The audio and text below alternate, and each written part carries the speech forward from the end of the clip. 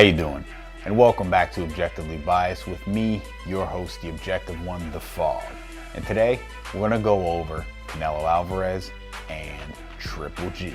Yes, great fight, very indecisive ending. And, well, it wasn't indecisive because there wasn't a clear-cut winner. It was indecisive because some of the judges had to have fallen asleep during the fight. Now, I don't want to turn around and knock the fight. The fight was a great fight. But some of the scoring that was done and the outcome of the fight being a draw is the exact reason why boxing can't draw in the casual fan, because even a solid fight like that, something screws it up. Something misconstrues it. Now, I'm a boxing enthusiast. I enjoy the boxing game. And what we watched was a very good and entertaining fight. A well thought out fight. Triple G boxed his ass off in that fight. He did something that I even didn't think he could do. And Canelo, he applied the Floyd Mayweather tactics of counterpunching. But he just wasn't as effective. And at the end of the day, I had the fight scored 116 to 112. Now, one judge scored it a draw, and I can't understand why, but forget his score. The judge that scored it 118 to 110 in favor of Canelo, her name is Adelaide Byrd. I had to rewatch the fight because what she was suggesting was that Canelo Alvarez won 10 rounds. Anybody watching that fucking fight knew Canelo Alvarez did not win 10 rounds. Most people didn't think he won the fight. So her scorecard was as ugly as she is. But considering those magnifying lenses that she had on her head, I said, you know what? Let me give this person the benefit of the doubt. Let me look and review the fight. And I looked and I reviewed, and I came out with the same score. 4 times I came out with the same score. I could see and understand the one judge, Dave Moretti, who scored it 115, 113 in favor of the guy that should have won, Triple G, Gennady Golovkin. But at the end of the day, her scorecard was atrocious. Don't believe me? Listen to Daniel Jacobs. GGG at the same time. Wow. So it doesn't really matter. 118, 110. Now, this is a guy who fought Gennady and had a great fight against him and lost a close decision. But it wasn't just his reaction. Stephen A. Smith, who was there at the fight, a guy who I don't agree with often, well, he was a little irate too. Take a listen. I had it 115, 113 for Triple G, but the reality of the situation is that this has been tarnished by a judge that clearly had no business judging the fight. Adelaide Byrd, whatever her name is, 118, 110, she needs to be tested immediately. Makes no sense whatsoever. There's no way in hell that it's a 118, 110. And my best one, boxing analyst Teddy Atlas, once again flies off the handle in this little spectacle on ESPN. Well, what's your reaction to the decision? Corruption in boxing. Follow the money. Now, there's one thing that I came out with what he said. When Teddy Atlas turned around and he basically called this a conspiracy. That's what it is. It's a conspiracy.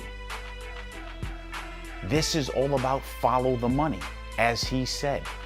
And boxing has become just that, follow the money. There's money in a rematch. Most of you people will pay for that rematch. Of course you will. You saw an entertaining fight, you want to see an outcome. But if this is how it's going to be, if this is how the fight game is going to be, when are we going to get the better and more honest views of fighting. These judges have done this. I mean, hell, we've had 4 scorecards this year look ridiculous. John Horn, he defeated Manny Pacquiao. ESPN aired the fight. Jesus Christ himself